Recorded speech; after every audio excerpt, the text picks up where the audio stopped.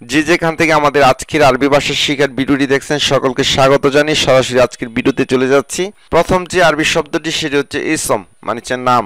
Balad মানে হচ্ছে দেশ। ওয়াইন বালাদ দেশ কোথায়। অমর মানে হচ্ছে বয়স। কাম অমর বয়স কত। কাম ইয়ম কতদিন। শগল মানে হচ্ছে কাজ। মেহনা মানে হচ্ছে পেশা। মেহনা মানে হচ্ছে পেশা বা প্রফেশন। ইনতে এশ মেহনা তোমার পেশা কি। রাতিব মানে হচ্ছে বেতন।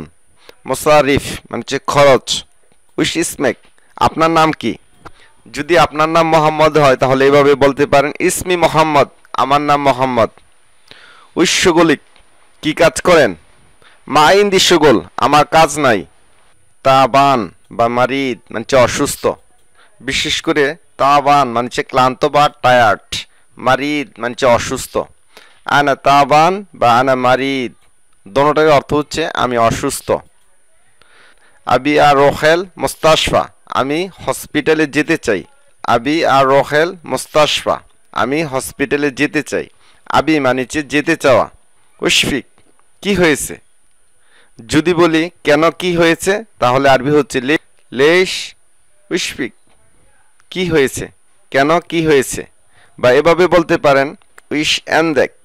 যদি বলি আপনার কি সমস্যা বা আপনার কি প্রবলেম তাহলে আরবিতে এভাবে বলবেন উইশ মুশকিলাতিক। উইশ মুশকিলাতিক অর্থ হচ্ছে আপনার কি সমস্যা বা আপনার কি প্রবলেম বা হোয়াটস ইউর প্রবলেম। তো এখন শিখব কিচেন বা রান্নাঘর সম্পর্কে কিছু আরবি শব্দ অর্থ। মাতবাখ মানে হচ্ছে রান্নাঘর বা কিচেন। দুলাপ মানে হচ্ছে ক্যাবিনেট। সাল্লাজা বা তাল্লাজা মানে হচ্ছে ফ্রিজ।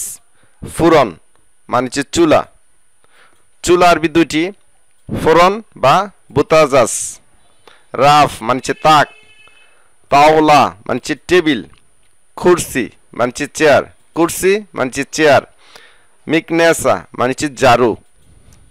ঝাড়ু আরবি হচ্ছে মিকনেসা। মারিয়ালা মানে হচ্ছে এফরন। বিশেষ করে যারা রান্না বান্নার কাজ করে থাকেন তাদের সামনে দিয়ে একটি কাপড় ঝুলানো থাকে সেটাকে আরবিতে বলে এফরন। আরবিতে বলে মারিয়ালা। কিচেন বা রান্নাঘরে আরও অনেক জিনিসপত্র ব্যবহার করা হয়ে থাকে যেমন মিলাগা কাবিরা বড় চামচ বা টেবিল চামচকে আরবিতে বলে মিলাগা কাবিরা। চা চামচ বা ছোট চামচকে আরবিতে বলে মিলাগা সাগিরা। শোকা মানে হচ্ছে কাটা চামচ।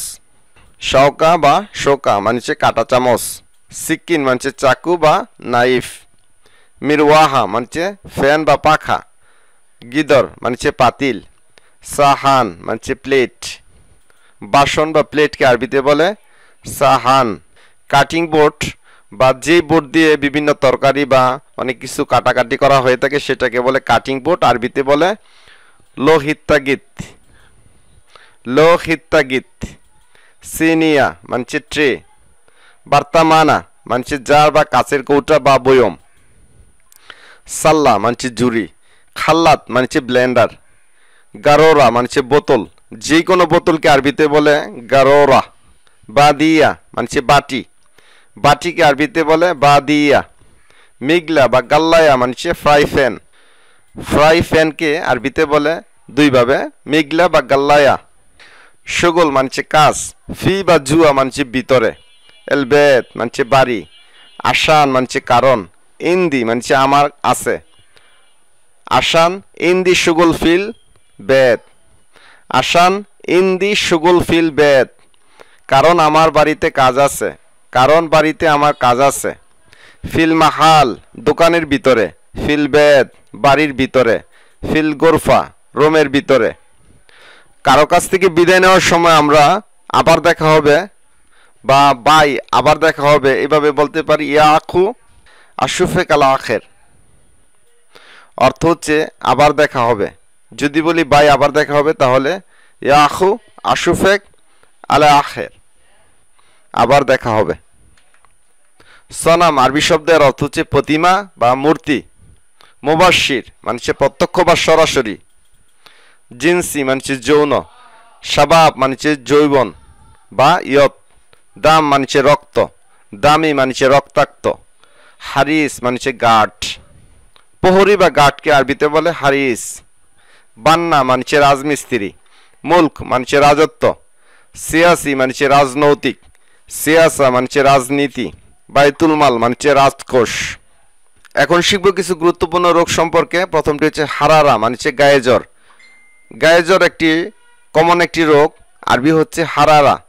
সুদা মানে হচ্ছে মাথা ব্যথা, মাক্স মানে হচ্ছে পেট ব্যথা, মাক্স মানে হচ্ছে পেট ব্যথা, ঝুঁকা মানে হচ্ছে সর্দি, কহা মানে হচ্ছে কাশি, ইসহাল মানে হচ্ছে পেট খারাপ, হাসাসিয়া মানে হচ্ছে অ্যালার্জি, অ্যালার্জিকে আরবিতে বলে হাসাসিয়া, দোখা মানে হচ্ছে মাথা ঘুরা, ইলতিহাব মানে হচ্ছে ইনফেকশন, ইনফেকশনকে আরবিতে বলে ইলতিহাব, সারাতান মানে হচ্ছে ক্যান্সার, ক্যান্সারকে আরবিতে বলে সারাতান।